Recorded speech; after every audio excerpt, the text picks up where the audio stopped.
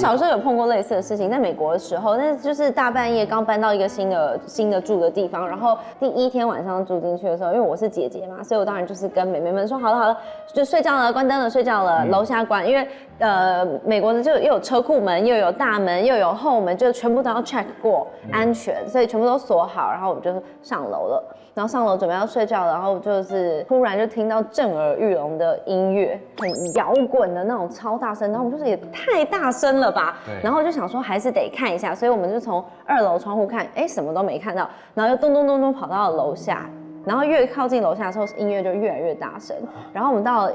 1楼的时候，然后才惊觉就是那个音乐是从我家的一个音响播出来的，谁开的呢？不知道，我就跑过去要把它关掉，我就发现里面没有 CD， 然后我就没有跟我妹讲，然后赶快回房间睡觉，然后呢，我就回头就转身开始走楼梯要上去，然后我妹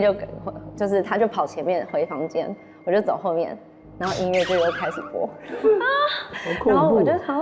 我就你知道你已经怕到还是一样的 heavy metal 那种 rock 的音乐，对，我就全程大骂脏话，然后英文吗？英文的，中文英文混着骂，反正你已经不知道能怎么样，我就是大骂，然后走到音响那边，不要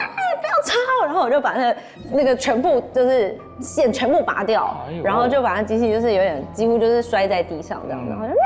这样。就是发完脾气之后，还是很害怕，就是不知道还会不会，他如果停一下又开始播怎么办？你知道吗？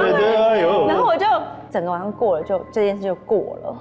就这样子。那你有打给你爸吗？没有，他就说嘿嘿见鬼啦！